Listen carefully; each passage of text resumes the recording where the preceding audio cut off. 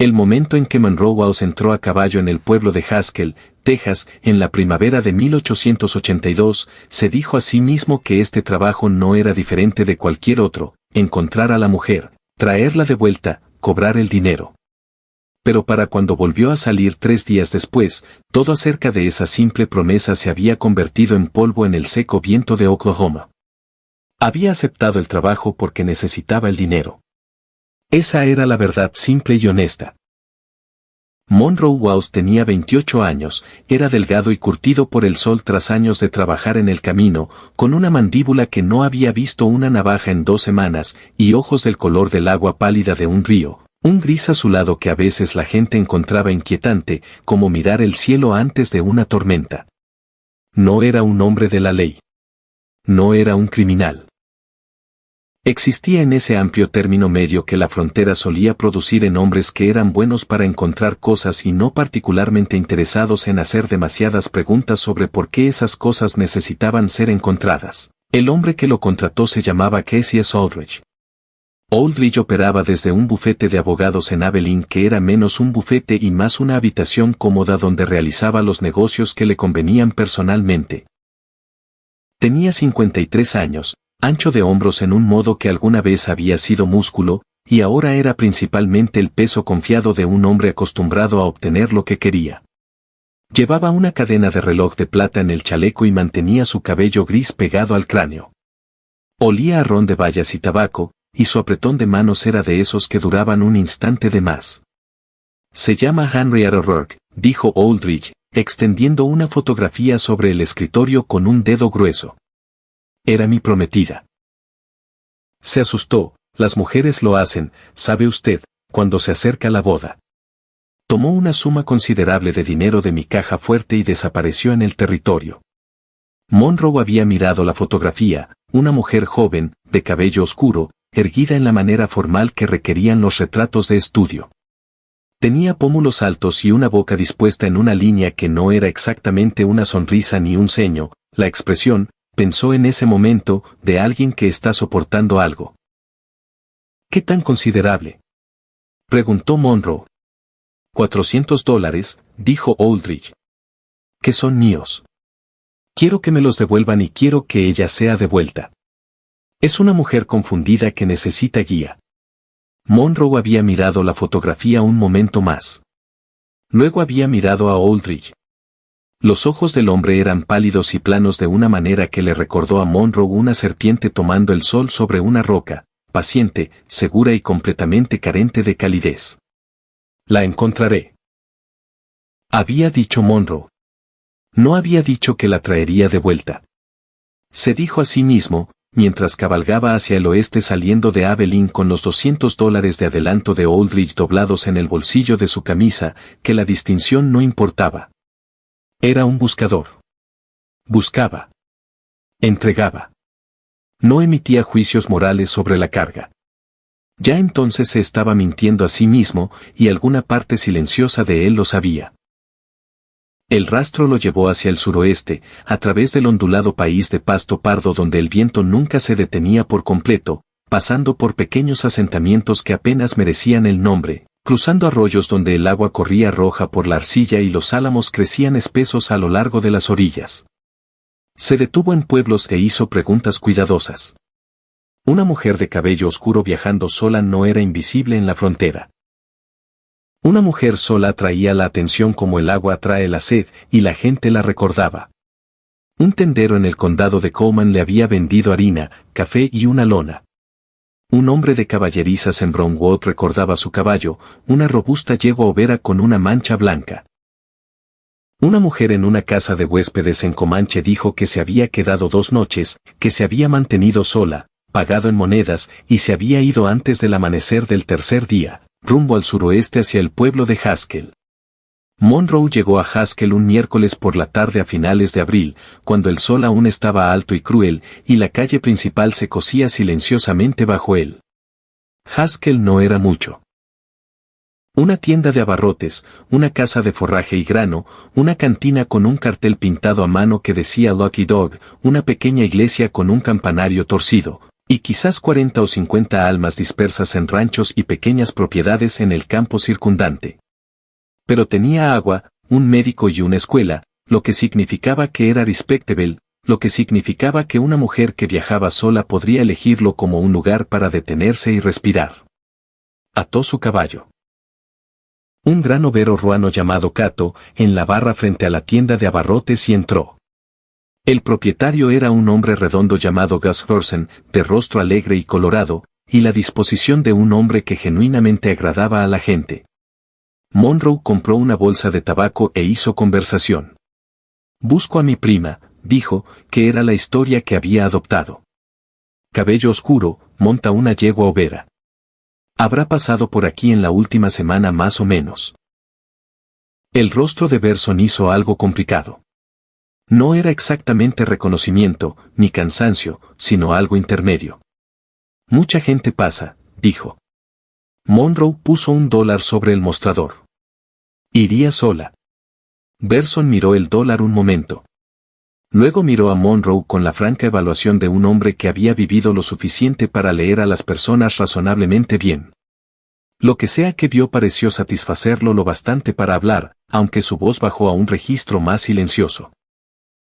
Hay una mujer que se ha estado quedando con la familia Calbell, dijo. La viuda Calbell, en el camino del norte, un cuarto de milla después de la escuela. A veces recibe huéspedes. Cabello oscuro, monta una overa, hizo una pausa. Parece una buena mujer, se ocupa de sus asuntos. Monroe asintió, guardó el tabaco y dejó el dólar en el mostrador. Encontró el lugar de los Calbell sin problemas. Una modesta casa de 2 habitaciones con un huerto que empezaba a verdear a lo largo de la pared sur y un gallinero que bullía con ruido productivo. La yegua overa estaba en el pequeño corral junto al granero, su mancha blanca fácil de ver desde 50 yardas. Monroe desmontó lentamente, ató a Cato al poste de la cerca y caminó hacia la casa. Llamó. Hubo una pausa que duró quizás 10 segundos y se sintió considerablemente más larga. Luego, la puerta se abrió. Ella no era lo que había esperado, aunque le habría costado trabajo decir exactamente qué había esperado. La fotografía había sido formal y plana. La mujer que estaba en el umbral no era ninguna de las dos cosas. Tendría 24 años, calculó, con el cabello oscuro recogido en una trenza práctica y ojos oscuros que se volvieron muy quietos y muy vigilantes en el instante en que lo vio. Los ojos de una criatura que ha aprendido a calcular el peligro rápida y silenciosamente. Vestía un sencillo vestido de calicó azul y un delantal con una mancha de harina. Sostenía un sartén de hierro fundido en la mano derecha, lo que no era, pensó, una coincidencia. Lo miró durante 2 segundos completos sin hablar. Luego dijo, muy calmadamente. Él te envió. No era una pregunta. Monroe se quitó el sombrero. Era un hábito que su madre le había inculcado antes de morir, y se le había quedado. Me llamo Monroe Walsh, dijo. Sí, él me envió. Ella lo miró como había mirado la puerta antes de abrirla, con esa quietud rápida y calculadora. Luego algo cambió en su expresión. No era exactamente resignación, sino una especie de decisión agotada. Retrocedió de la puerta. Será mejor que pases, dijo. Supongo que lo harás lo quiera yo o no. En realidad, dijo Monroe, preferiría que me invitaras. Ella consideró esto un momento. Luego retrocedió más, y él entró. El interior de la casa de los Calbell era limpio, acogedor y cálido por lo que sea que ella había estado cocinando, una pequeña estufa de hierro contra la pared sur, una mesa con 2 sillas, una alfombra tejida sobre el piso de tablas. En el alféizar de la ventana sobre el lavabo, alguien había puesto una pequeña taza de lata con 3 flores silvestres, rojas, amarillas y una de un pálido lavanda. Monroe notaba detalles como esos. Siempre los había notado.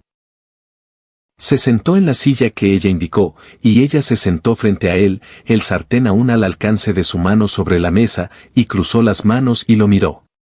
Di lo que tengas que decir, dijo. Casey Aldridge me contrató para encontrarte y llevarte de vuelta a Abilene, dijo Monroe. Creía en ser directo. Ahorraba tiempo a todos y era más respetuoso que andar con rodeos. Me dijo que tomaste $400 de su caja fuerte y huiste. Algo cruzó el rostro de ella, un destello de algo agudo y privado.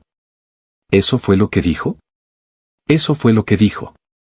¿Y te dijo que los $400 eran una parte del dinero que mi padre me dejó en su testamento? Dinero del que Cassius había tomado control cuando mi padre murió, y yo me quedé sin familia e hice que él fuera mi apoderado. Lo dijo sin melodrama, sin lágrimas, con la precisión plana de alguien que ha ensayado la verdad de algo tantas veces que se ha convertido simplemente en una secuencia de hechos.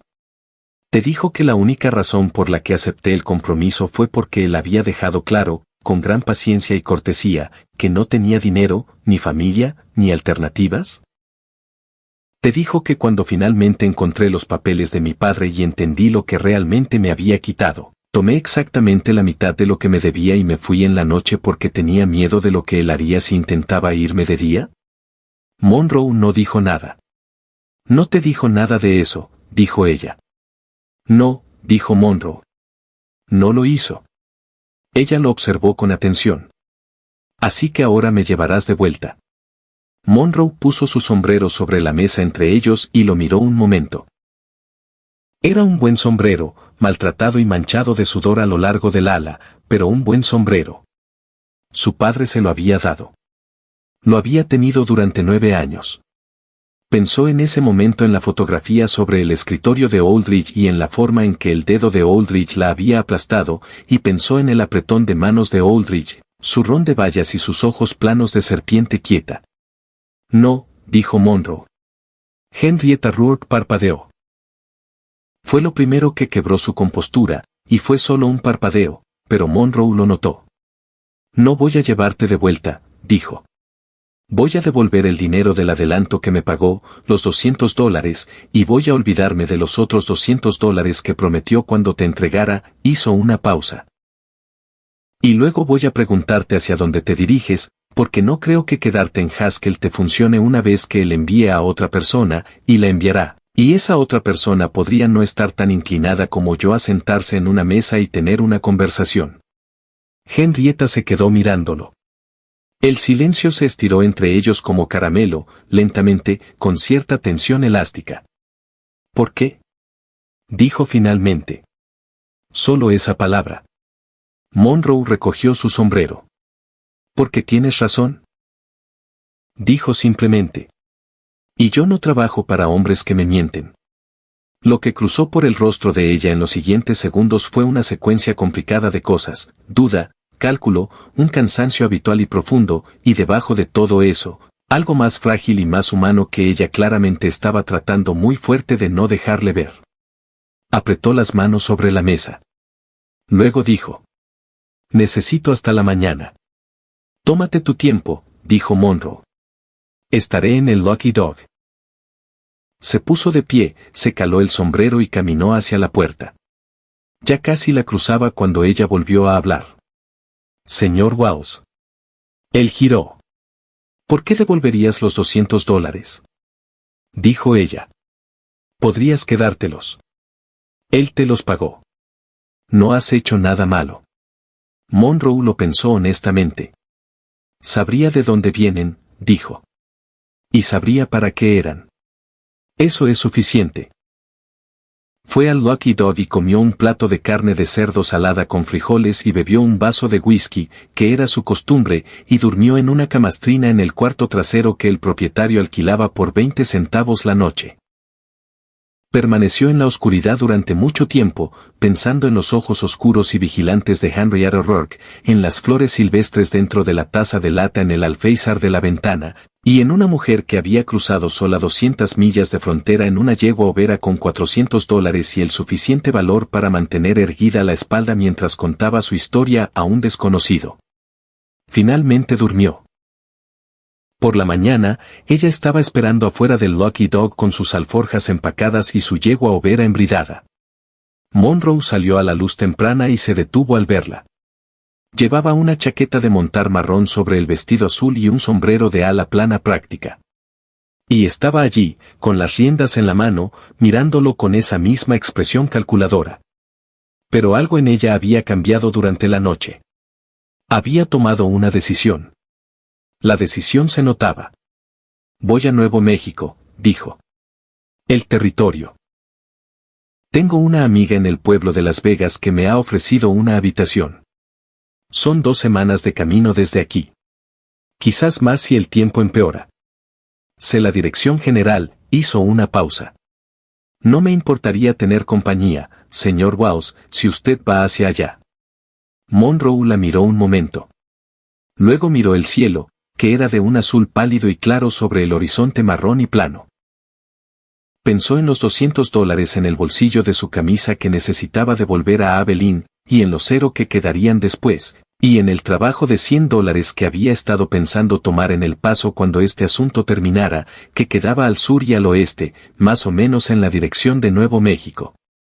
De todas formas iba para allá, dijo. Salieron de Haskell cuando el sol estaba despejando el borde plano del mundo. Los dos cabalgando lado a lado por el camino vacío que llevaba al suroeste, Monroe en su gran overo Cato, y Henrietta en su yegua overa, a la que llamaba Bess. El camino eran solo 2 surcos en la hierba, realmente. Y luego se convirtió en un surco, y luego en ningún surco, y cabalgaron guiándose por el sol, por el contorno de la tierra y por los mapas que Monroe llevaba doblados en su alforja. Durante la primera hora no hablaron mucho. Monroe había aprendido temprano en su vida que hay un tipo particular de silencio que debe ganarse entre las personas y que la mejor manera de ganarlo es simplemente estar presente, firme, y no llenar el aire con ruido. Henrietta parecía entender esto instintivamente. Montaba bien, la espalda recta, las manos suaves en las riendas, leyendo a veces como lee un buen jinete, a través del asiento y las piernas más que a través del bocado. Claramente había montado durante años. Fue ella quien rompió el silencio primero, alrededor de media mañana, cuando cruzaban un amplio y seco cauce de arroyo y avanzaban entre las piedras. ¿Cuánto tiempo llevas haciendo esto?, preguntó. ¿Encontrar personas? 7 años, dijo Monroe. ¿Y siempre los traes de vuelta? Traigo de vuelta lo que está perdido, dijo. Personas, ganado, caballos, escrituras, dinero, lo que sea el trabajo. Intento ser honesto acerca de lo que busco y por qué.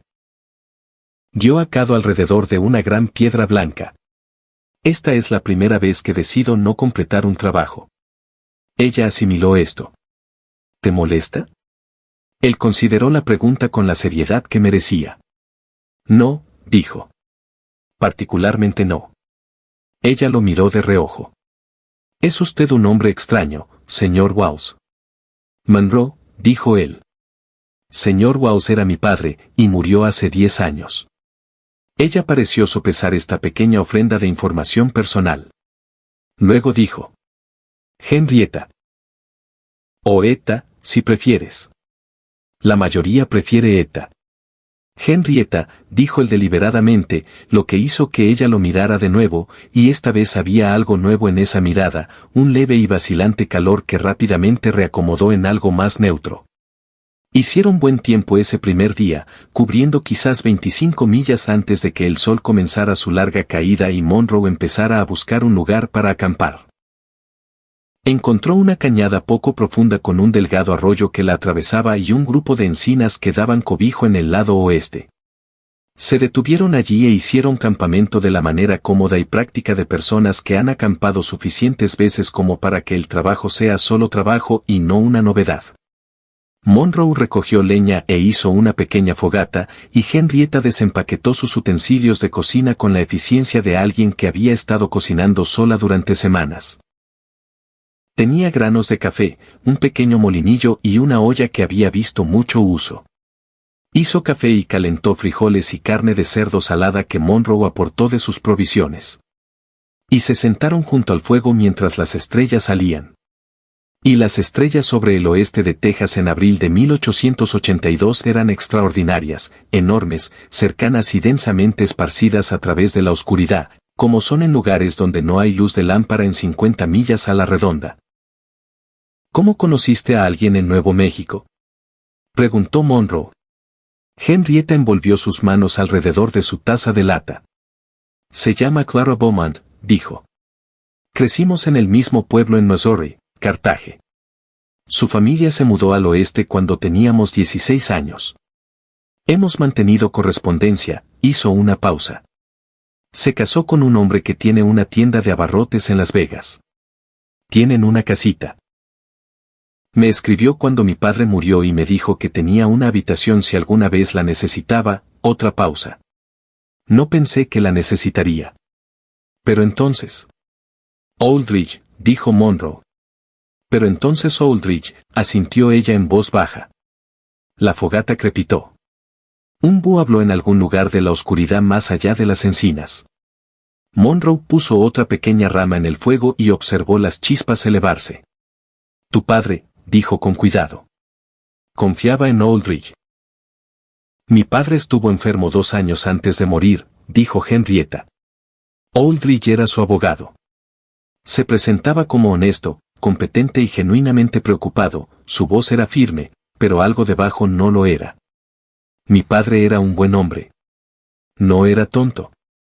Simplemente no podía ver lo que Aldrich realmente era, giró la taza entre sus manos. Yo tampoco lo vi claro al principio.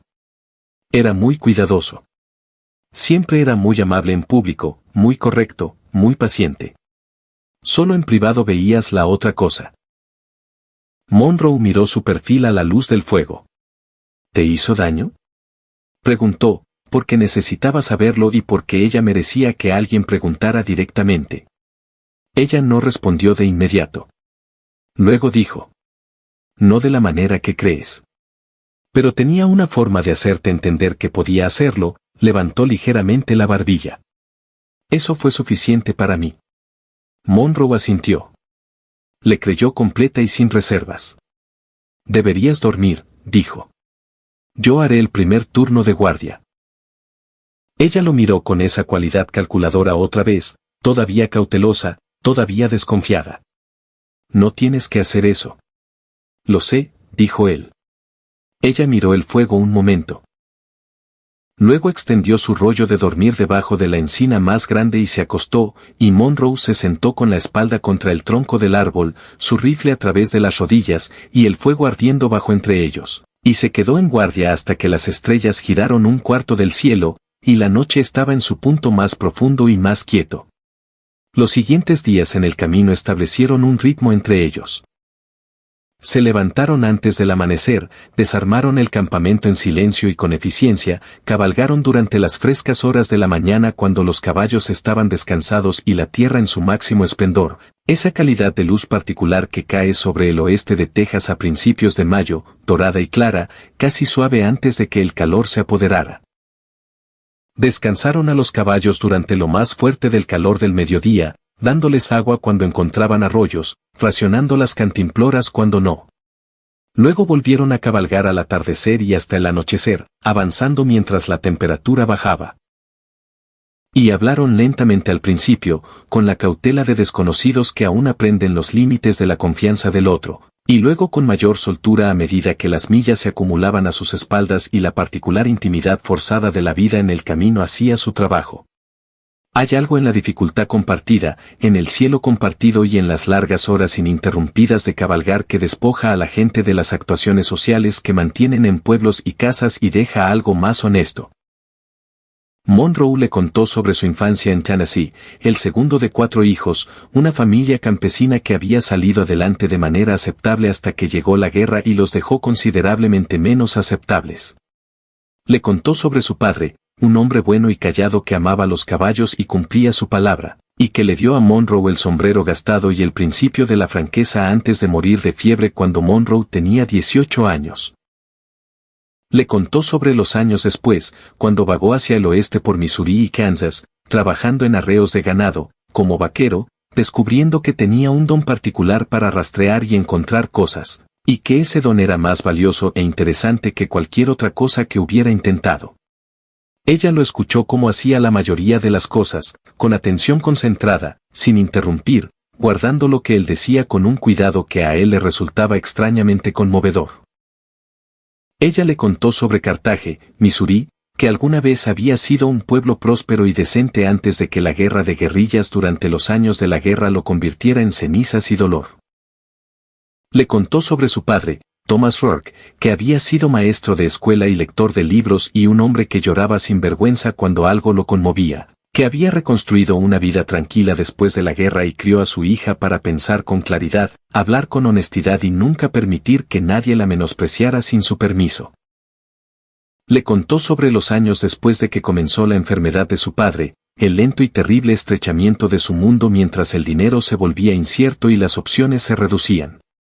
Y sobre Kezia Aldridge presentándose como una solución a un problema que ella no sabía cómo resolver de otra manera. ¿Alguna vez sentiste algo por él? Preguntó Monroe una tarde, no por celos, sino por genuina y honesta curiosidad. Henrietta guardó silencio un largo momento. Los cascos de sus caballos marcaban la medida del silencio. Lo intenté, dijo finalmente. Pensé que tal vez llegaría. Compatibilidad, si no calidez, algo sobre lo cual construir una vida razonable. Negó con la cabeza ligeramente. Pero mientras más lo entendía, menos podía fingir. Fuiste valiente al irte, dijo Monroe.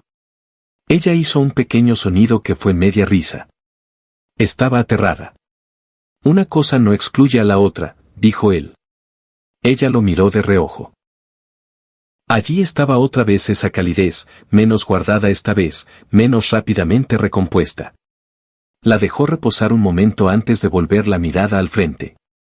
Al quinto día cruzaron hacia un territorio más accidentado y más hermoso, la tierra comenzaba a elevarse y a romperse, el pasto más corto y áspero, las rocas asomándose en losas de rojo y beige, y a lo lejos hacia el suroeste, los indicios de colinas que se convertirían en las montañas de Nuevo México.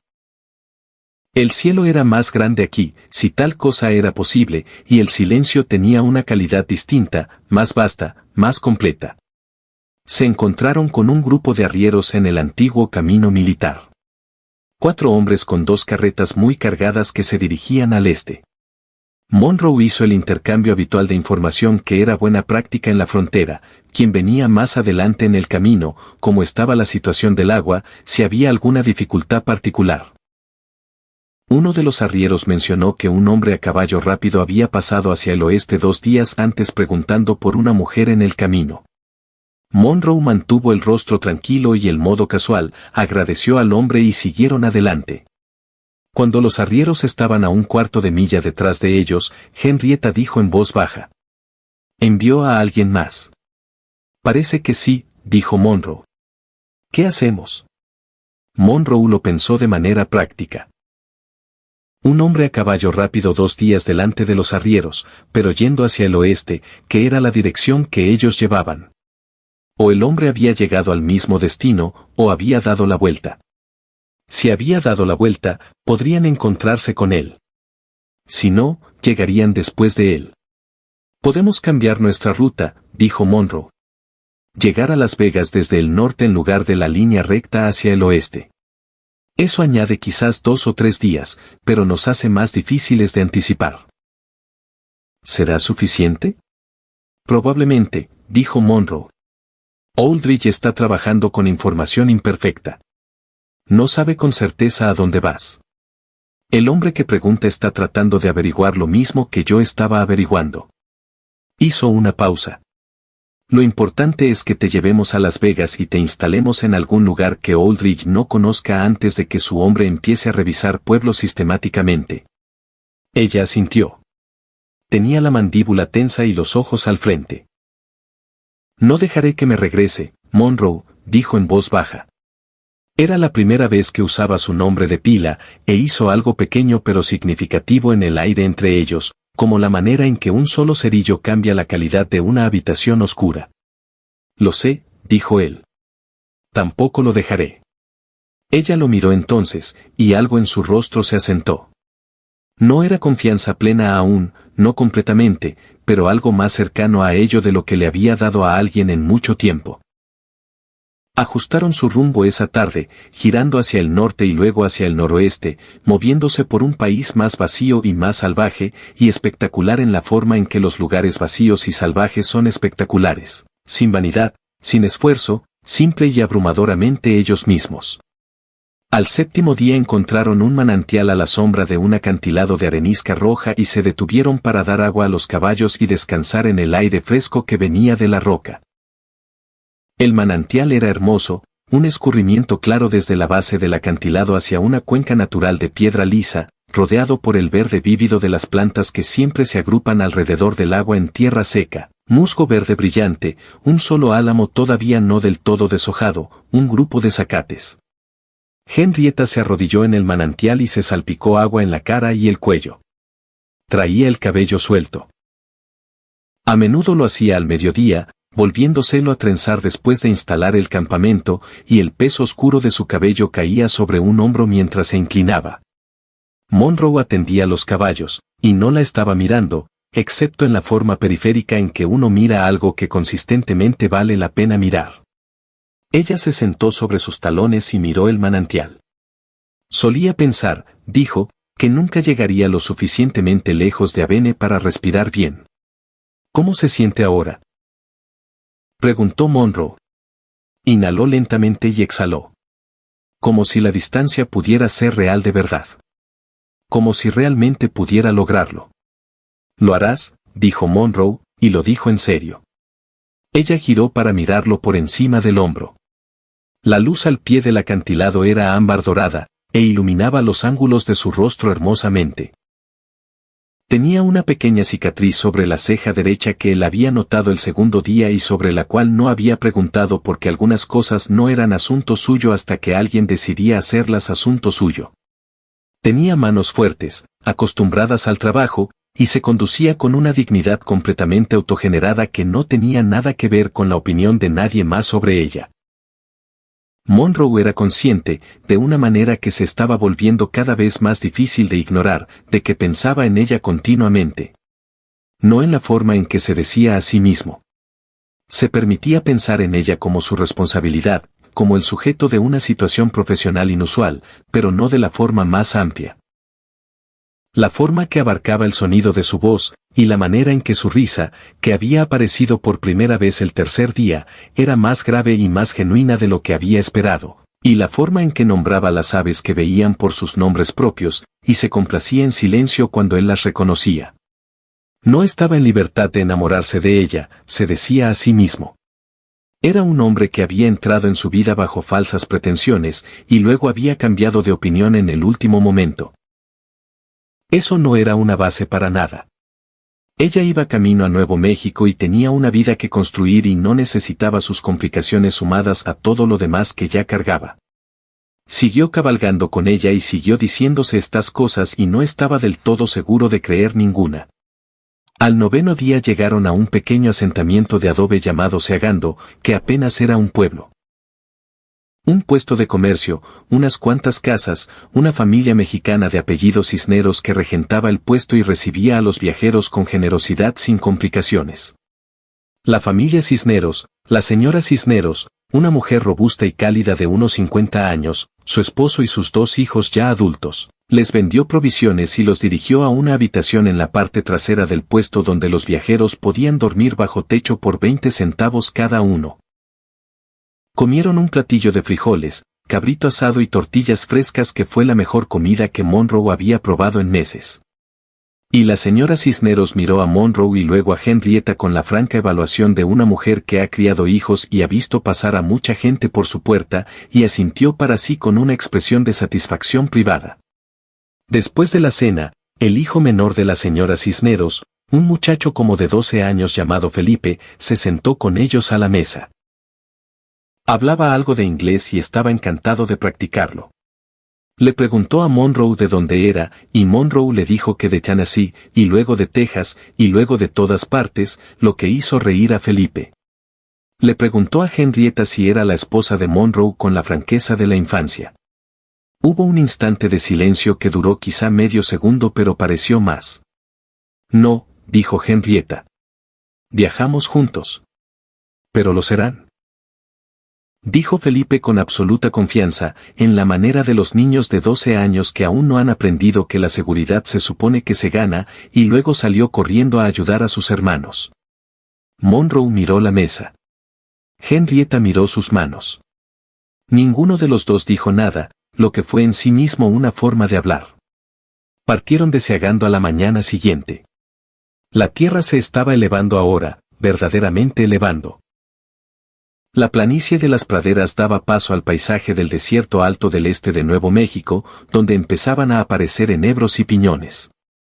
Las colinas se ondulaban y plegaban unas sobre otras en complejas y hermosas formaciones, el cielo de un azul particular que era distinto al azul de Texas, más profundo, más saturado, como si la altitud filtrara la neblina. Fue en ese día, el 10º día, que encontraron problemas. Rodearon el hombro de una larga colina cubierta de enebros y encontraron a un hombre esperando en el camino. Estaba sentado en su caballo en medio de la vereda con la deliberada casualidad de alguien que ha elegido una posición cuidadosamente. Era un hombre grande sobre un caballo grande, con un abrigo largo y sucio, el sombrero calado hasta los ojos, y sostenía un rifle sobre la pomada de la silla de una manera que técnicamente no era amenazante pero dejaba extremadamente claras las opciones disponibles. Monroe House, dijo el hombre, no era una pregunta. Monroe mantuvo las manos sueltas y visibles. A su lado sintió que Henrietta se quedaba inmóvil. No creo que hayamos sido presentados, dijo Monroe. Me llamo Jer. Dijo el hombre. Wade Jer. Trabajo para Casey S. Aldrich. El señor Aldrich me pidió que viniera a recoger algo que le pertenece. Sus ojos se movieron hacia Henrietta con la eficiencia impersonal de un hombre que trata con ganado. La mujer y el dinero. La mujer no le pertenece a nadie, dijo Monroe. Su voz era tranquila y sin calor. Y el dinero es un asunto en disputa. La expresión de Jer no cambió. Eso no es mi problema. Mi problema es entregar. Bueno, dijo Monroe. Mi problema es que no lo vas a hacer. Los ojos de Jer volvieron a Monroe. Lo evaluó. Monroe fue consciente durante esa evaluación de la cualidad específica de alerta que surge en situaciones como esta. Todo se agudizaba y ralentizaba, la forma en que los sonidos se vuelven muy distintos e individuales, la forma en que los colores parecen más saturados.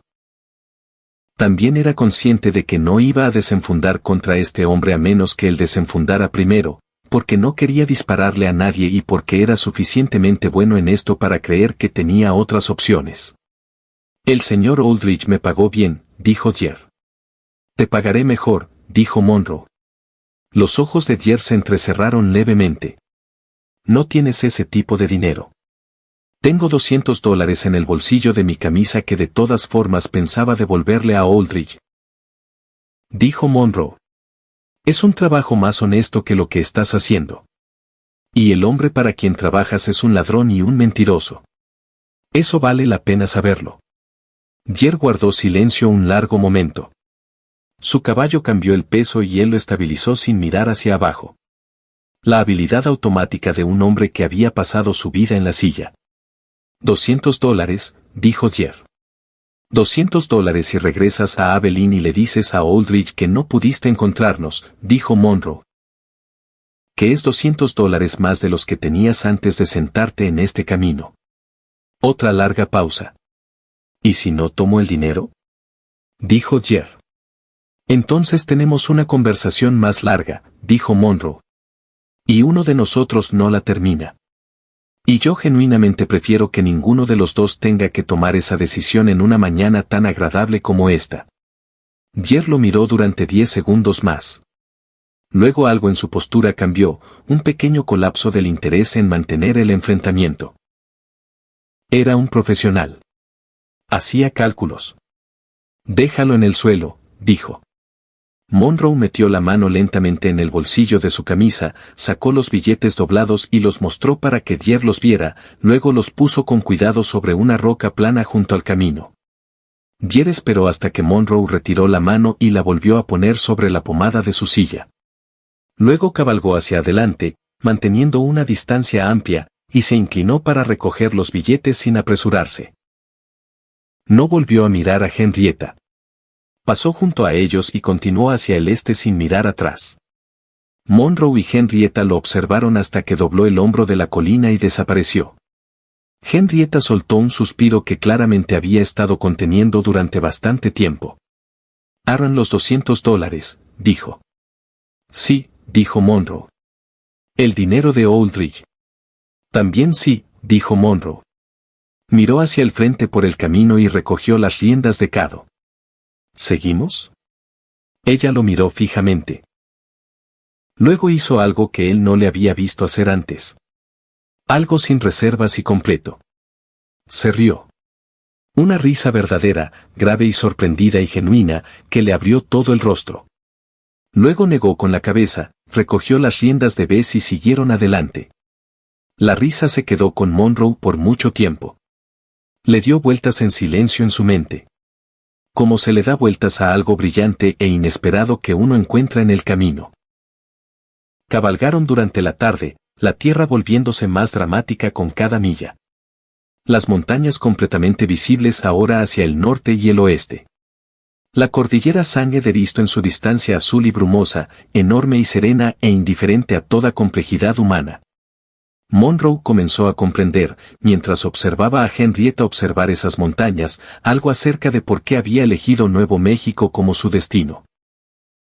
Había una cualidad particular en este paisaje, una grandeza que también era de alguna manera esclarecedora, como si la pura escala de todo redujera cualquier cosa complicada a su forma esencial. Esa noche acamparon en un pequeño cañón donde un arroyo corría claro sobre granito rosa, y las paredes se elevaban quizás 30 pies a cada lado, dándoles refugio contra el viento y la sensación de estar contenidos, sostenidos en un lugar que no era hostil. Monroe pescó 2 peces pequeños del arroyo con una línea y un alfiler doblado de su equipo, y Henrietta los cocinó sobre el fuego con una habilidad que sugería que lo había hecho antes. Y comieron en el silencio placentero y confortable que se había convertido para entonces en su estado natural. Después de comer, ella dijo: «Dime algo que nunca le hayas dicho a nadie». Él levantó la vista del fuego.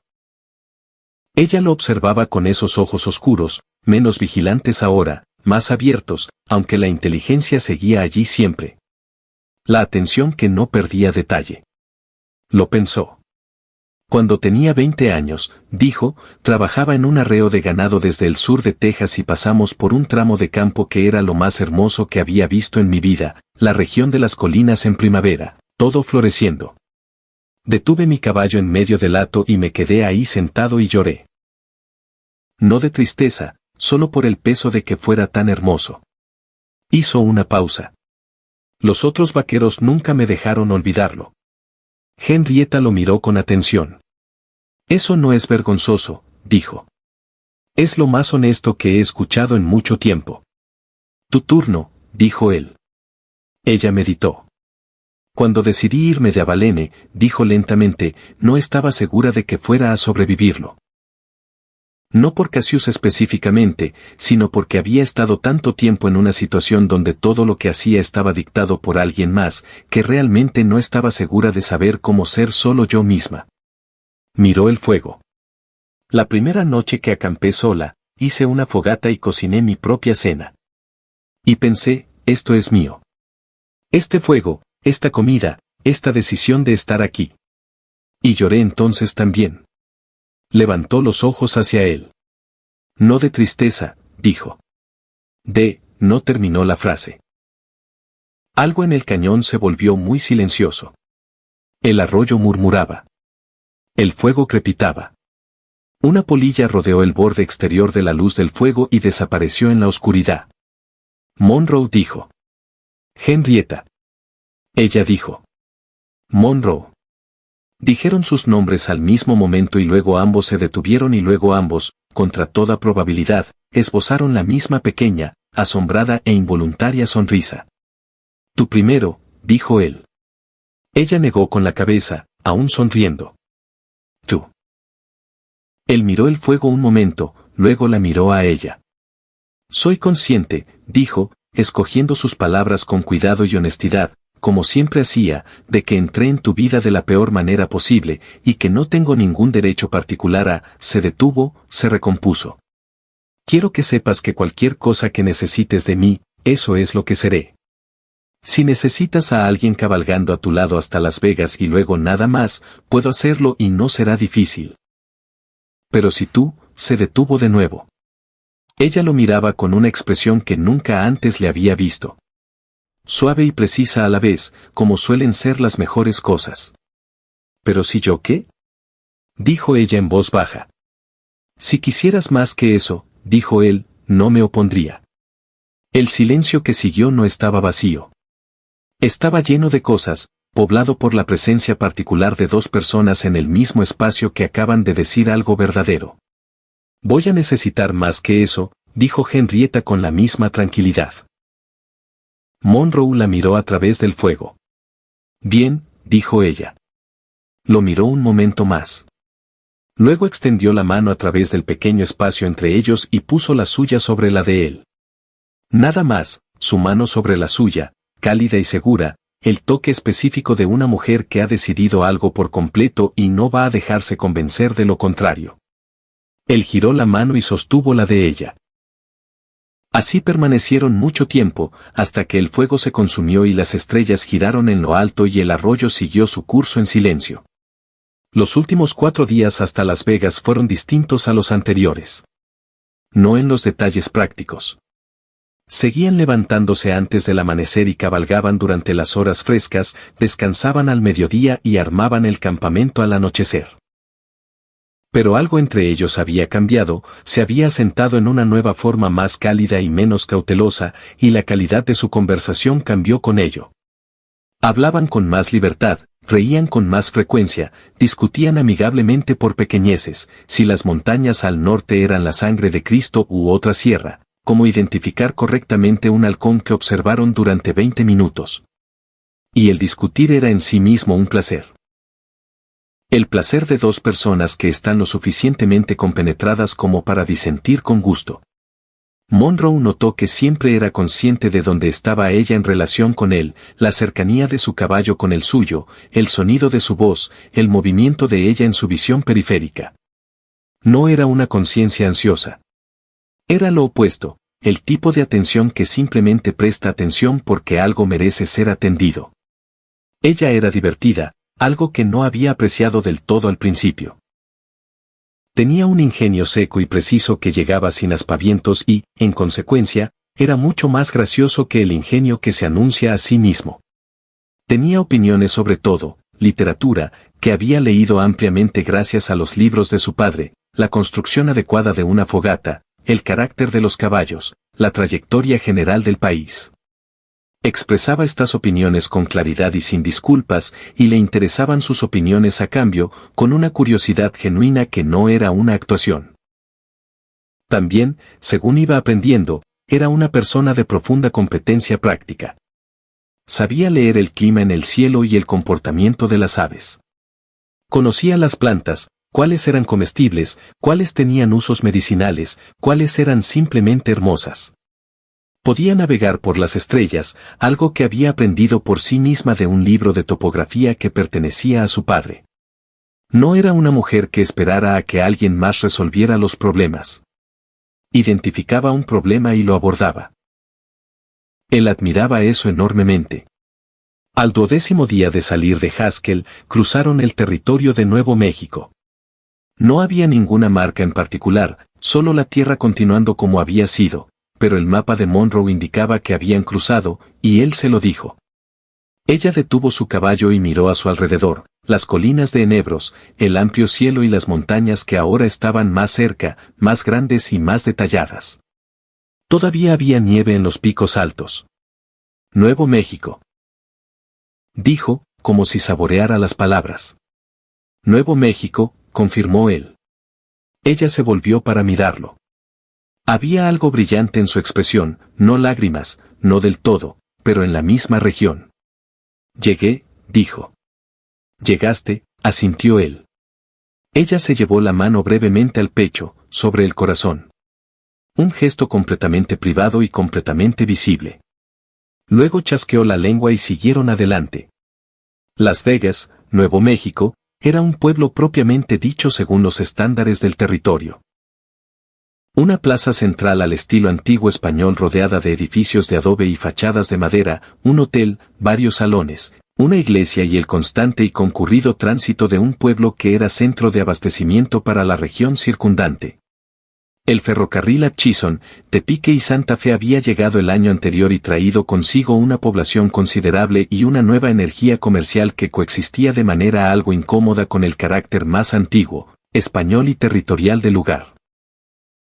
Era un pueblo de varias culturas superpuestas y varias filosofías legales superpuestas, lo que lo hacía animado y ocasionalmente complicado.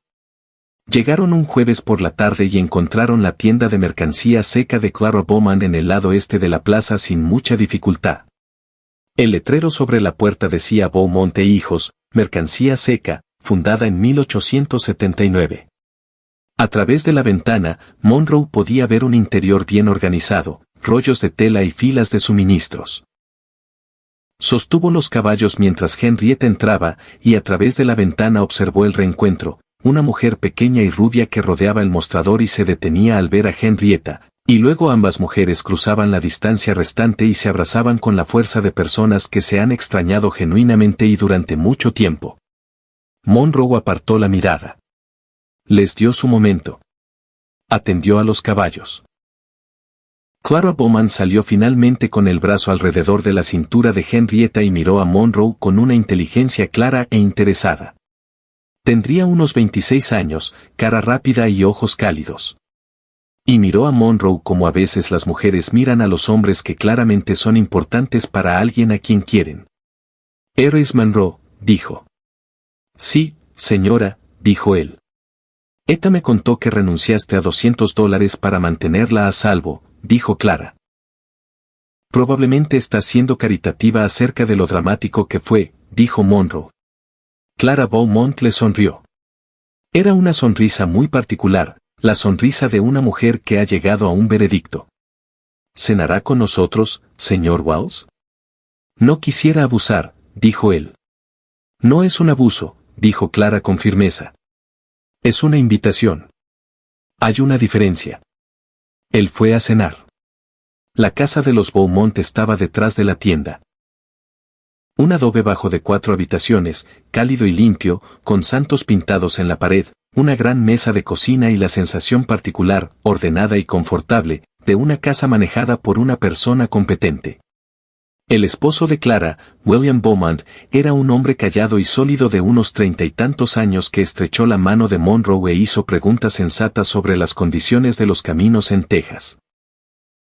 Y su hijo de 3 años, George, cenó con gran entusiasmo y le mostró a Monroe su caballo de madera con la seriedad de alguien que presenta documentación importante.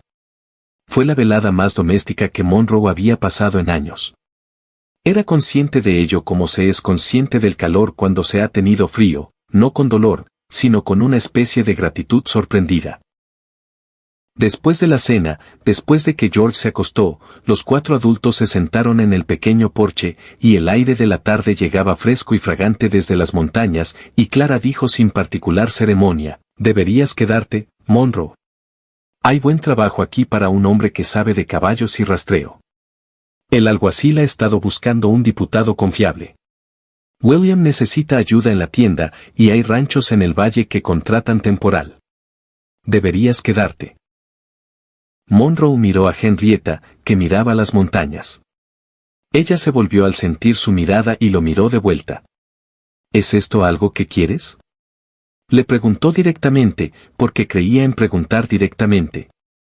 «Me gustaría que te quedaras», dijo ella. «Si tú quieres». «Quiero», dijo él. Clara miró a William. William miró sus botas con la expresión de un hombre acostumbrado a ir varios pasos detrás de un tren rápido, pero suficientemente conforme con ello. Monroe se quedó. Las semanas que siguieron fueron del tipo particular de plenitud y propósito que Monroe no sabía que había estado anhelando. Aceptó el puesto de diputado con el alguacil de Las Vegas, un nuevo mexicano de mano firme llamado Aguilera, que llevaba su autoridad con comodidad y que apreciaba las habilidades de rastreo de Monroe y su costumbre de resolver problemas antes de que se volvieran violentos, cuando era posible. El trabajo era real. Disputas que mediar, ganado perdido que encontrar, dificultades graves ocasionales que atender, pero era el tipo de trabajo que se sentía constructivo en lugar de meramente transaccional. Tomó una habitación en una pensión regentada por una mujer llamada señora Pacheco, que alimentaba a sus huéspedes con comida extraordinaria y exigía que fueran presentables en las comidas, algo que Monroe encontraba completamente razonable. Y cortejó a Henrietta O'Rourke apropiada y honestamente, con una paciencia que no era difícil porque ella merecía ser paciente con ella. Caminaban por las tardes en la plaza, donde todo el pueblo parecía reunirse después de la jornada, familias, vaqueros, comerciantes, ferroviarios y las antiguas familias españolas que habían estado en el valle durante generaciones, todos moviéndose por el mismo espacio con la complicada y sociable fricción de una comunidad real. Asistían a los bailes en el salón de la iglesia, donde Monroe descubrió que Henrietta sabía bailar y bailaba con un placer despreocupado que la transformaba.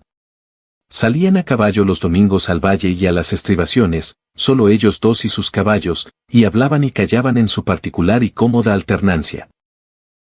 Un domingo de finales de junio, 3 semanas después de haber llegado, cabalgaron hasta el bosque de enebros sobre el valle, hasta un lugar que Monroe había encontrado durante una patrulla, un claro entre viejos enebros retorcidos con una vista de todo el valle abajo. El pueblo, pequeño y exacto en la distancia, el río Gallinas captando la luz en hebras plateadas. Se sentaron en una roca plana y comieron el almuerzo que Henrietta había empacado. Pan, queso duro, manzanas secas y café frío en una cantimplora, y miraron el paisaje. Cassius dejará de buscar, dijo Henrietta. Era la primera vez que mencionaba a Aldrich en más de una semana. Con el tiempo dejará, asintió Monroe. Es práctico. El costo de continuar supera el beneficio. Hizo una pausa. Pero si alguna vez viene él mismo o envía a alguien con quien debamos tratar formalmente, Aguilera está al tanto de la situación y también el fiscal del condado. Los documentos de tu padre establecen claramente tu derecho a ese dinero. Ella había enviado los documentos con Clara cuando llegó por primera vez, registrados en el juzgado del condado, estableciendo un registro legal formal de la tutela de Aldrich y su posterior manejo del patrimonio de Thomas Rourke. No era una garantía. Nada era una garantía cuando un hombre poderoso decidía ser persistente, pero era una base. Lo sé, dijo ella. Ya no le tengo miedo. Lo dijo en voz baja y con la certeza de alguien que informa sobre un cambio climático. Creo que eso sucedió en algún lugar del camino. No estoy segura exactamente cuándo. Monroe lo pensó. El manantial del Álamo, dijo. Ella lo miró. ¿Qué te hace decir eso? Fuiste diferente después de eso, dijo él. No mucho. Pero algo se asentó. Ella lo miró fijamente. ¿Te das cuenta de todo? Me doy cuenta de ti, dijo él. Ella sostuvo su mirada. El valle se extendía debajo de ellos bajo la luz de la tarde, vasto y verde y silencioso. Un halcón dibujaba círculos en la térmica sobre la línea de los árboles. Monroe, dijo ella. Henrietta, respondió él. Creo que eres la mejor persona que he conocido. Él guardó silencio un momento. No estoy seguro de que eso sea cierto, dijo, pero tengo la intención de hacerlo tan cierto como pueda. Ella extendió la mano y tomó la suya, como lo había hecho en el cañón, cálida y segura. Él la sostuvo. Te quiero, dijo ella con la misma sencillez que usaba para todo lo verdadero. Él la miró, los ojos oscuros, los pómulos altos, la pequeña cicatriz sobre la ceja derecha, los meses de camino, dificultad y valentía que la habían traído hasta esta roca, bajo esta luz. Y sintió todo el peso de ello, lo que casi no había hecho, el trabajo que casi había completado, la mujer que casi nunca había visto realmente. Te quiero, dijo. Desde aproximadamente Haskell, Texas, lo cual reconozco que fue vergonzosamente rápido.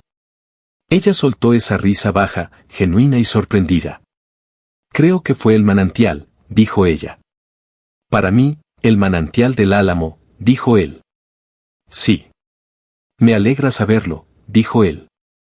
Y ella apoyó la cabeza en el hombro de él y se quedaron sentados bajo la luz de la tarde de domingo mirando el valle que era su hogar. Le propuso matrimonio en septiembre, un sábado por la mañana, en la cocina de la casa de los Beaumont, donde habían empezado a desayunar casi todos los fines de semana. Lo hizo sin ceremonias ni elaborados preparativos. Simplemente puso un anillo sobre la mesa entre ellos mientras ella servía el café, un pequeño anillo de plata con una piedra de turquesa que había comprado a un platero pueblo cuyo trabajo admiraba.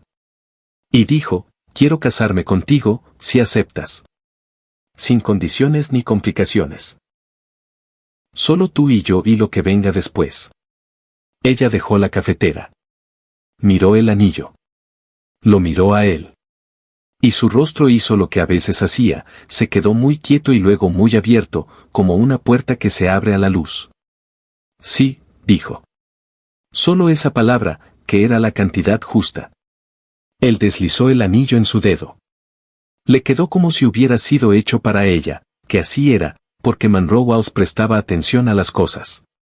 Clara Bowman apareció en el umbral desde el cuarto trasero y dijo, por fin. Con la satisfacción de alguien que ha estado manejando una situación exitosamente, lo cual le dijo a Monroe todo sobre la transparencia de su noviazgo visto desde cerca. Se casaron en octubre en la iglesia de la plaza. El padre Lucero, que ofició la ceremonia tanto en español como en inglés y tenía un bigote de dimensiones impresionantes y ojos bondadosos y cálidos, los casó. La iglesia era pequeña, antigua y hermosa, con paredes pintadas y ventanas altas que dejaban entrar la luz del otoño en rayos dorados. Clara acompañó a Henrietta y William acompañó a Monroe. Y George Beaumont, ahora de 3 años y medio y profundamente consciente de la importancia ceremonial de la ocasión, contribuyó a los procedimientos manteniéndose muy quieto y erguido durante exactamente 4 minutos antes de trepar por la banca para investigar a un perro que había entrado por la puerta lateral. Monroe se paró al frente de la iglesia y vio a Henrietta caminar hacia él a través de la luz dorada, vestida con un vestido azul del color del cielo sobre el oeste de Texas que Clara la había ayudado a hacer. Y sintió algo que no era fácil de nombrar, una plenitud, una sensación de que todas las partes separadas de su vida se disponían en una forma coherente. Ella lo miraba como miraba las cosas que le importaban, con plena atención concentrada, como si todo lo demás fuera periférico. Llegó hasta él. Se enfrentaron. El padre Lucero comenzó a hablar. Monroe había estado en muchos lugares en la frontera durante los últimos 10 años y no había sentido a menudo que estaba exactamente donde debía estar. Lo sintió ahora. Lo sintió con perfecta claridad. Dijeron sus votos en el lenguaje claro y sencillo de la ceremonia de matrimonio de 1882, y Monroe quiso decir cada palabra sin reservas. Y supo por la firmeza de la voz de ella y por la forma en que sus ojos no se apartaron de los suyos que ella también la sentía. Y cuando el padre Lucero concluyó y el pequeño grupo aplaudió, y la voz de George Beaumont se elevó por encima de todos los demás con entusiasta participación aunque sin estar del todo seguro en que estaba participando, Monroe besó a su esposa bajo la luz dorada de la vieja iglesia, y el día fue perfecto.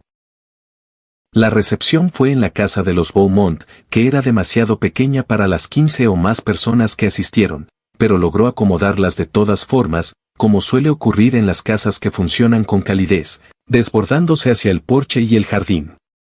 La señora Pacheco había contribuido con 3 pasteles extraordinarios. El delgado alguacil Aguilera sorprendió a todos con un violín que tocó con inesperada competencia. Y toda la velada tuvo la calidad de una ocasión que sería recordada y comentada. Ya entrada la noche, Monroe y Henrietta se pararon juntos en un rincón del jardín bajo un gran álamo, un poco apartados del ruido y la luz de los faroles, y él la rodeó con el brazo, y ella se recostó contra su costado. ¿Feliz?, preguntó él. Sumamente, dijo ella. Me alegra, dijo él. Ella inclinó la cabeza hacia atrás para mirarlo. Nunca vas a dejar de ser directo, ¿verdad? Parece poco probable, dijo él. Ella le sonrió, esa sonrisa abierta y plena que todavía era, cada vez, algo que él tenía que detenerse conscientemente a mirar. Bien, dijo ella. Dependo de ello. En el invierno que siguió, Monroe y Henrietta se establecieron en la rutina particular de un matrimonio nuevo. Encontrar la forma diaria de dos vidas unidas, la negociación de hábitos y preferencias en el espacio, el descubrimiento continuo que viene con conocer genuinamente a alguien en lugar de simplemente admirarlo desde la distancia.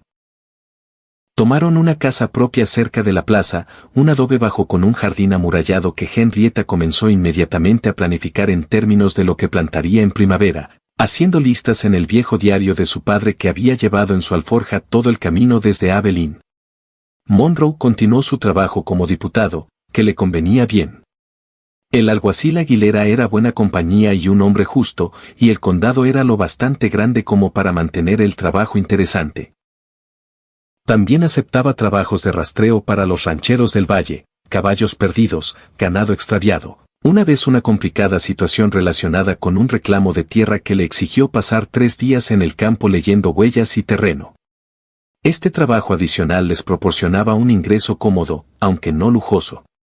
Henrietta daba clases de lectura y aritmética en la escuela, que necesitaba maestras, y estaba encantada de encontrar una mujer con su educación y paciencia.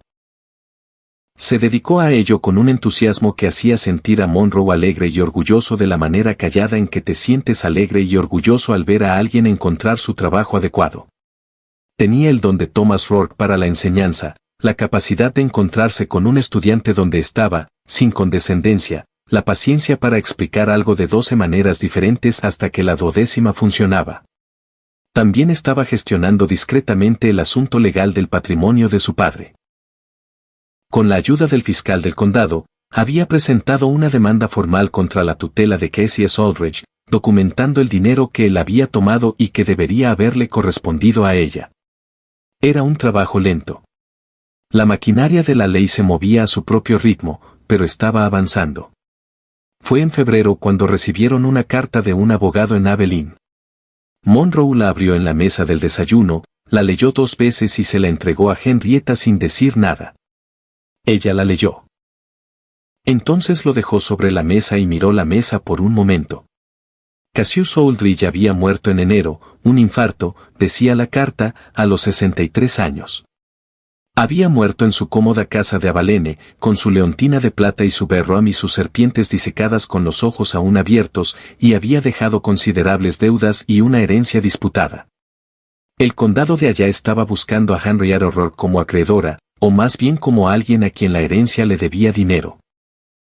Había un proceso formal en curso y ella tenía derechos en él. «Se ha ido», dijo ella. «Sí», dijo Monroe. Ella guardó silencio por un largo momento. Monroe la observó con cuidado, no para manejar su reacción, sino simplemente porque quería saber lo que ella sentía y confiaba en que ella se lo mostraría. Lo que cruzó por su rostro era complicado. No era alivio. Exactamente.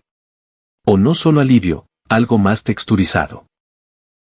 El sentimiento particularmente complicado de saber que una persona que te ha asustado y dañado simplemente ya no está en el mundo, la ausencia de una amenaza, pero también la finalidad de todas las cosas que nunca serán respondidas ni contabilizadas, la incompletud específica de un final que es real pero insatisfactorio. «Nunca me encontró», dijo finalmente. «No», dijo Monroe. «Nunca te encontró». Ella lo miró a través de la mesa del desayuno. «¿Por qué no me devolviste?», dijo. «Porque huiste», dijo él. «Eso fue tuyo. Yo solo cabalgué a tu lado un tiempo». Ella extendió la mano a través de la mesa y puso la suya sobre la de él. «Devolviste el dinero», dijo. «Las 2 veces». «La primera vez no fue realmente devolverlo», dijo él. «La primera vez solo fue negarse a tomarlo». «Monroe». «Henrietta». «Gracias», dijo ella. Él giró su mano y sostuvo la de ella. «No tienes que darme las gracias», dijo él. «Sé que no», dijo ella. «Por eso quiero hacerlo». La primavera llegó en su debido tiempo, y el jardín de Henrietta llegó con ella, hileras de verduras, un borde de flores silvestres de las que había recolectado semillas durante todo el otoño, y un solo rosal junto al muro sur que había obtenido de la señora Pasico, y que floreció en junio con flores de un rojo intenso que podían olerse desde la puerta.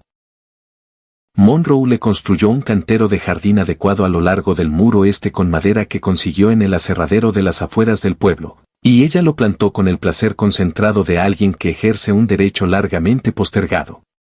El dinero de la herencia de Aldrich llegó en agosto. No la cantidad total porque la herencia era complicada y varios acreedores tenían reclamaciones, pero una suma sustancial. 320 pesos, que representaba lo que el abogado pudo documentar como claramente adeudado al heredero de Thomas Rourke. No era todo lo que le habían quitado, pero era real y era suyo. Sostuvo el giro bancario por un largo momento cuando llegó el sobre. Luego lo dobló con precisión y lo guardó en el bolsillo interior de su diario. ¿Qué vas a hacer con él?, preguntó Monroe. Voy a ponerlo en el banco, dijo ella. Y luego voy a pensarlo cuidadosamente antes de hacer cualquier otra cosa. Lo que hizo con él, después de pensarlo cuidadosamente durante 2 semanas, fue destinarlo a la propiedad que compró en sociedad con Clara Beaumont, un pequeño edificio en el lado sur de la plaza que ella y Clara convirtieron en una combinación de biblioteca de préstamo y sala de escuela, la primera biblioteca propiamente dicha que veía Las Vegas. Era una empresa modesta por cualquier medida externa, pero atrajo gente y tuvo importancia, y ver a Henrietta parada en medio del pequeño y soleado cuarto, rodeada de libros, los libros de su padre formando la colección inicial, enviados desde Missouri por una prima lejana que los había estado guardando, Monroe pensó que nunca había visto a una persona más completamente en su lugar correcto. A tu padre le habría encantado esto, dijo él, desde el umbral. Ella miró los libros en sus nuevos estantes y su rostro hizo esa cosa abierta, esa cosa de corazón lleno. Habría vivido aquí, dijo. Habría habido que arrastrarlo fuera a la hora del cierre. No diferente a su hija, dijo Monroe. Ella le lanzó un folleto, que era la respuesta más suave posible a una observación perfectamente precisa. En el otoño de 1883, 18 meses después de haber llegado a Las Vegas, Henrietta le dijo a Monroe que estaba embarazada. Se lo dijo un domingo por la mañana en su cocina, con la franqueza que caracterizaba su comunicación de las cosas importantes. Simplemente lo miró a través de la mesa y dijo: «Creo que vamos a tener un hijo en la primavera». Monroe dejó la taza de café. La miró. Ella lo observaba con esa precisión atenta que la caracterizaba, leyendo su reacción. «Henrietta», dijo él. «Monroe. Eso es lo mejor que nadie me haya dicho jamás», dijo él. Ella sonrió, y era una sonrisa que era a la vez feliz y algo más grande que feliz. Algo que incluía el año detrás de ellas y el camino y la primavera con el álamo y el cañón y la iglesia y el jardín y la biblioteca. Todo llevando a esta cocina y esta mañana y este giro particular del mundo. «Pensé que podrías sentirte así», dijo ella. El embarazo transcurrió bien. Henrietta continuó dando clases hasta enero, cuando la combinación del invierno y las molestias físicas la hicieron aceptar reducir sus horas, lo que hizo con poca gracia, porque encontraba frustrante la inactividad. Monroe llegaba a casa por las noches y la encontraba leyendo, escribiendo o manteniendo correspondencia con el abogado del condado sobre varios asuntos de interés cívico local en los que se había involucrado. Y se sentaba frente a ella y hablaban de sus días con el placer particular de 2 personas que están genuinamente interesadas en la vida interior del otro. Él se preocupaba de la manera inevitable cuando amas a alguien. No mostraba la preocupación de manera ostentosa porque ella no necesitaba que le gestionaran sus emociones. Pero estaba ahí. La frontera en 1884 no era un lugar donde cualquier aspecto de la salud pudiera darse por sentado. Y las mujeres que atravesaban los pasajes difíciles tenían suerte y él lo sabía. Habló con el médico, un competente médico mexicano-americano llamado Dr. Hernández, que se había formado en Santa Fe y que recibió las cautelosas preguntas de Monroe con paciencia profesional y genuina tranquilidad. El embarazo era saludable. Henrietta era fuerte y de buena complexión y había gozado de excelente salud durante todo el proceso. Esas cosas no eran garantías. El doctor Hernández fue honesto al respecto, pero eran buenas señales. Fue un lunes por la mañana de finales de marzo de 1884, con las montañas mostrando su nieve de final de temporada y el primer verde tentativo comenzando en el jardín de Henrietta, que nació su hijo. Monroe estuvo presente durante todo el proceso, lo cual no era una práctica universal, pero que él había exigido, y que el doctor Hernández y Clara Beaumont, que también asistían, habían permitido. Sostuvo la mano de Henrietta y le habló con calma cuando necesitaba conversación tranquila y se callaba cuando necesitaba silencio. Y en el momento del nacimiento, cuando la sala se reorganizó alrededor de una nueva voz, y el doctor Hernández dijo con satisfacción profesional, un niño, y saludable, el rostro de Monroe hizo algo que no pudo controlar y no intentó controlar. Le dieron a su hijo para sostenerlo mientras el médico atendía a Henrietta y sostuvo el pequeño peso cuidadosamente con ambas manos, y miró el rostro arrugado y rojo y vagamente indignado por la fría luminosidad del mundo, y sintió algo enorme y simple y sin paralelo. Thomas, dijo Henrietta desde la cama, con la voz cansada y llena y completamente segura. Thomas Rorquals. Monroe la miró. Ella lo observaba, y su rostro estaba exhausto y luminoso. Thomas, aceptó él. Thomas Rorquals fue un niño vigoroso y con opiniones propias desde el principio, lo cual no sorprendió a nadie que conociera a sus padres. Tenía los ojos gris azulados pálidos de Monroe y el cabello oscuro de Henrietta, y una perspectiva muy clara sobre lo que quería y no quería en todo momento, que comunicaba con convicción. Creció durante su primer año al ritmo particularmente rápido de los bebés sanos. Y Monroe descubrió que, a los 30 años y con 2 años de casado, la paternidad hacía algo inesperado en su comprensión de todo, la agudizaba y la suavizaba simultáneamente. Como la buena luz hace con un paisaje. Él y Aguilera salieron a cabalgar una tarde cuando Thomas tenía 7 meses, y Monroe estaba en el completo y aturdido contento de la nueva paternidad. Aguilera, que tenía 3 hijos propios y había estado observando el estado de Monroe con divertida simpatía, dijo. No disminuye. Se hace más grande. Eso es aterrador, dijo Monroe. Sí, asintió Aguilera con agrado. La vida en Las Vegas a mediados de la década de 1880 era la textura particularmente complicada de una comunidad fronteriza en transición, las antiguas familias ganaderas, la nueva gente del ferrocarril, las familias hispanas que llevaban generaciones allí y los recién llegados estadounidenses, todos navegando por la misma geografía con distintas historias y distintas expectativas. El trabajo de Monroe como diputado lo mantenía útilmente en medio de estas negociaciones, y su reputación de justicia y franqueza se había convertido en algo sólido y respetado localmente. La biblioteca de Henrietta también había crecido, habiendo recibido una donación de libros del gobierno territorial y un suministro regular de un corresponsal en Santa Fe que compartía su convicción de que el acceso a los libros no era un lujo. Había contratado a una asistente de medio tiempo, una joven de 17 años llamada Remedios Salazar, cuya familia había tenido un rancho en el valle durante 3 generaciones, y estaba enseñando a Remedios el sistema de catalogación que había ideado, y observaba cómo la muchacha se adaptaba a él con el mismo placer que había sentido cuando reconoció un don encontrando su dirección. Una noche del otoño de 1885, cuando Thomas tenía 1 año y medio y había desarrollado el entusiasmo físico específico de un niño pequeño que ha descubierto que puede correr, Monroe y Henrietta se sentaron en su porche después de la cena. Las montañas al norte estaban pasando por el elaboradamente hermoso proceso de su otoño. Los álamos temblones se volvían dorados y anaranjados entre la oscuridad de las coníferas, visibles incluso a esa distancia, un espectáculo lento que ocurría cada año y que nunca se volvía menos extraordinario por su repetición. Thomas había sido acostado después de un día de actividad tan completa y enérgica que se había quedado dormido antes de terminar su cena, y Monroe lo había llevado a su pequeña cama sin que se moviera. Monroe y Henrietta cenaron en el particular silencio de una casa con un niño dormido. Pacífico, ligeramente irreal. El silencio después del ruido tiene siempre su propia cualidad. He estado pensando, dijo Henrietta. ¿En qué? Preguntó Monroe.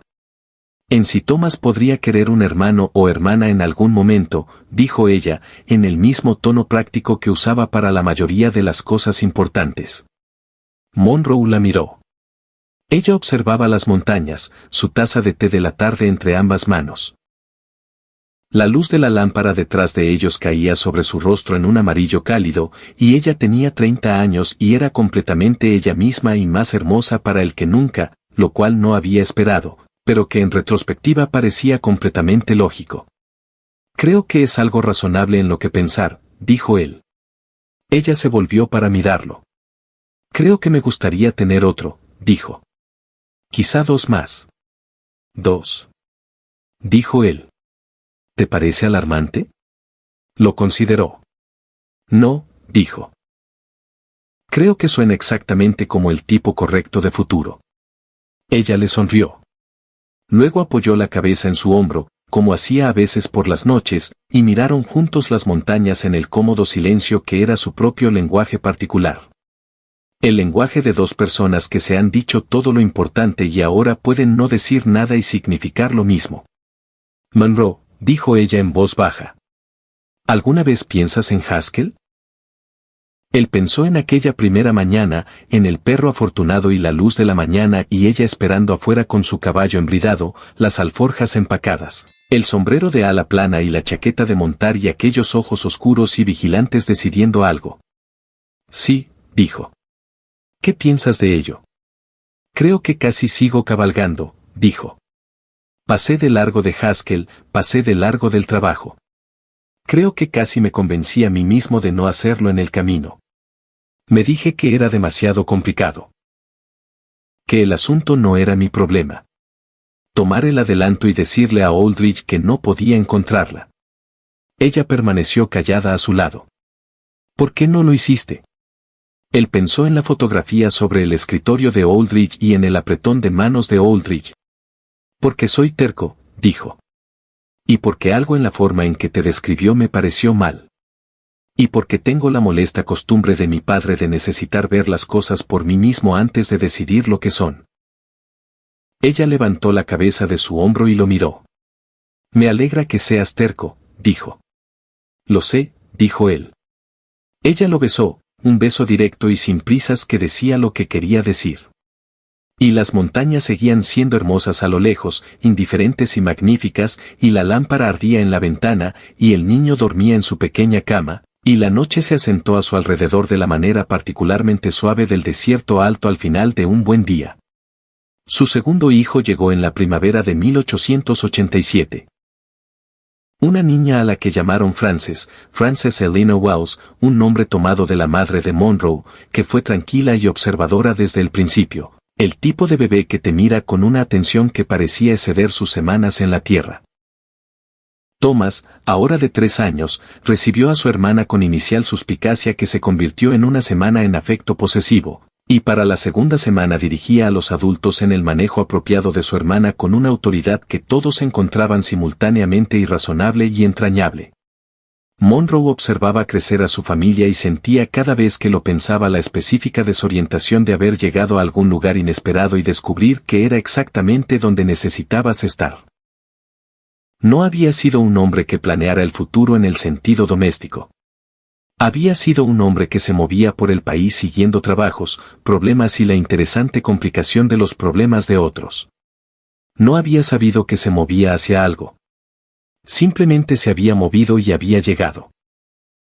Se lo dijo a Henrietta una tarde mientras Frances dormía la siesta y Thomas estaba en casa de Clara Pullman jugando con George, quien a los 7 años había desarrollado un apasionado interés por los caballos que Monroe estaba cultivando callada y felizmente. No estaba buscando nada de esto, dijo. Quiero que sepas que sé lo que tengo. Ella lo miró a través de la mesa de la cocina, donde estaba remendando una camisa con la eficiencia concentrada que aplicaba a todas las tareas prácticas. Lo miró por un largo momento con esos ojos que lo habían evaluado desde un umbral en Haskell y que no habían dejado de evaluar. No con sospecha, ya no, sino con la continua atención comprometida de una mujer que encuentra interesante a su esposo, lo cual Monroe consideraba el mayor cumplido que le hubieran hecho jamás. Sé que lo sabes, dijo ella. Bien, dijo él. Monroe. Henrietta. Ella dejó la costura. Ven aquí, dijo. Él rodeó la mesa y ella se puso de pie y él la abrazó y ella puso su rostro contra su cuello y permanecieron en la cocina en la quietud de la tarde, abrazados, solo eso, por un largo momento. Thomas va a querer un caballo propio para Navidad, dijo ella contra su cuello. Lo sé, dijo él. Tiene 3 años. También lo sé. ¿Vamos a comprarle un caballo? Un caballo pequeño, muy manso, dijo Monroe. Un pony, en realidad. Ella se apartó lo suficiente para mirarlo. Su expresión era la que significaba que estaba tratando de no sonreír, lo que significaba que la sonrisa era inminente. Vas a ser completamente inútil para decirle que no, ¿verdad? Tiene tus ojos, dijo Monroe. Es fisiológicamente difícil. Ella se rió entonces, la risa auténtica, y él la besó mientras ella aún reía, lo cual ella permitió, y la tarde fue buena. Para 1889, Las Vegas había crecido considerablemente. El ferrocarril había seguido trayendo nueva gente y nuevo comercio, y el pueblo se había expandido hacia el sur y el este, y había llenado sus propios vacíos. A Monroe le ofrecieron el puesto de alguacil cuando Aguilera se retiró al rancho de su familia, y lo aceptó tras una conversación con Henrietta que duró 2 noches y cubrió todo el territorio de su situación, la responsabilidad adicional, el tiempo reducido en casa, los riesgos, la satisfacción de un genuino servicio público. Ella fue directa y reflexiva sobre todo, como siempre, y su conclusión fue que debía aceptarlo, que el condado necesitaba a alguien en quien ella confiara en el puesto, y que ella no era una mujer que necesitara a su marido en el bolsillo. Thomas tenía su pony a los 4 años, un pequeño caballo manchado llamado Manchas, sobre lo que Monroe señaló que era un nombre un tanto poco imaginativo, y que Thomas recibió con la paciencia de un niño que acomoda la opinión incorrecta de un adulto. A los 7 años, Thomas montaba correctamente con una forma que Monroe reconocía como naturalmente dotada y había desarrollado la costumbre de su madre de nombrar las aves que veían en sus paseos dominicales con precisión exacta y orgullo propietario. Frances, a los 2 y luego a los 3, era una criatura diferente, completamente más callada e interior, que pasaba largas porciones de su tiempo en la observación concentrada de su entorno inmediato. Le gustaban los libros con la intensidad de alguien que ha encontrado agua en el desierto, y a los 4 años hacía que su madre le leyera todas las noches de la colección de la biblioteca con un apetito que sugería que nunca iba a quedar completamente satisfecha, lo que Henrietta consideraba un excelente pronóstico. Remedios Salazar se había hecho cargo de la operación diaria de la biblioteca hacia 1889, habiendo crecido a los 22 años hasta convertirse en una persona de formidable competencia organizativa. Y Henrietta dividía su tiempo entre la biblioteca por las mañanas y la escuela 3 tardes a la semana, dando una clase de lectura para adultos que atraía a más estudiantes de lo que nadie había esperado, y que consideraba una de las cosas más importantes que había hecho en su vida. Por las noches, cuando los niños estaban en la cama, Monroe y Henrietta se sentaban juntos de la manera que habían establecido a lo largo de años de noches, a veces conversando, a veces leyendo por separado, a veces simplemente ocupando el mismo espacio en el cómodo y acompañado silencio que es una de las mejores cosas que un largo matrimonio puede producir. Él le llevaba café como a ella le gustaba, solo y sin azúcar. Ella guardaba un libro de lo que él estuviera leyendo en ese momento, marcado y dejado en su sillón cuando él había estado fuera por asuntos del condado. Estas pequeñas cortesías deliberadas se habían acumulado a lo largo de los años hasta convertirse en algo que era su propio lenguaje, un intercambio privado que no requería traducción. Él la amaba de la misma manera en que había descubierto que amaba el paisaje de Nuevo México, no porque fuera fácil o sencillo, sino porque era real y enorme y se revelaba continuamente, mostrándole siempre algo nuevo en el mismo territorio que ya había recorrido 100 veces. Su tercer hijo llegó en 1890, el último año de la década. Otro niño al que llamaron Samuel, como el abuelo de Monroe, un hombre del que había oído hablar en historias pero que nunca conoció. Samuel James Walls, que llegó en julio, en el calor de un verano de Las Vegas, y fue inmediatamente la persona más cómoda en cualquier habitación donde se encontrara, irradiando una plácida serenidad que su madre llamaba El don de tu padre para la quietud, y su padre llamaba, la compostura de tu madre. Cada uno señalando generosamente hacia el otro. Thomas, que ahora tenía 6 años, recibió a su hermano con la autoridad del hermano mayor, y de inmediato comenzó a explicarle el procedimiento correcto para diversas actividades a un bebé que todavía no podía enfocar ambos ojos a la vez, lo cual era totalmente típico de él. Monroe se quedó en la puerta del dormitorio la noche del nacimiento de Samuel, la casa cálida y alumbrada por lámparas, el doctor Hernández habiendo ido y venido con su habitual calma competente, Clara Bowman habiéndose quedado para ayudar y ahora lavando los trastes en la cocina, y miró a Henrietta en la cama con el nuevo bebé en el hueco de su brazo. Thomas estaba en la cama junto a ella explicándole algo extensamente. Francis estaba al otro lado de Henrietta, muy quieta y muy atenta, tocando la mano del bebé con un dedo cuidadoso. Él se quedó en el umbral y miró a su familia.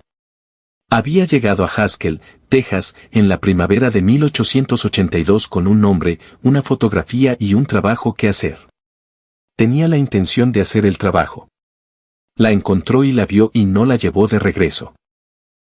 Y luego cabalgó con ella a través del país de pasto pardo y los cruces de arroyos secos y la tierra hermosa que se elevaba, y regaló el dinero 2 veces, y no lo había lamentado ni un solo momento. Pensó en el hombre en la oficina de Aldrich, con sus ojos planos, quietos y fríos, y en la carta que había llegado en febrero de 1883. Pensó en el camino y en el manantial con el álamo y en la luz del fuego en el cañón cuando la voz de Henrietta decía, «Te amo». Un domingo por la tarde en las colinas de Enebros, con el valle extendido debajo de ellos. Pensó en la iglesia en octubre, la luz dorada, el vestido azul. Pensó, esto era hacia donde se dirigía ese camino. Cada kilómetro de él. Henrietta levantó la vista desde la cama y lo vio en la puerta. Sostuvo su mirada.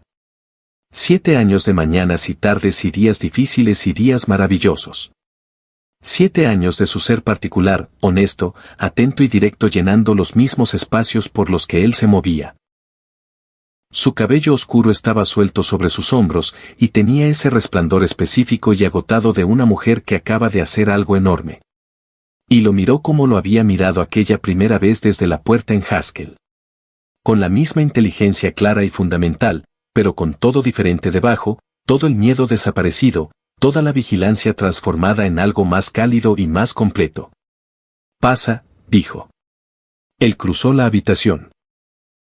Se sentó en el borde de la cama junto a ella, y Thomas de inmediato lo involucró en la explicación que había estado dando, y Frances transfirió su cuidadosa atención de la mano del bebé al rostro de su padre, y el bebé durmió con la absoluta confianza de una persona nueva en un lugar seguro.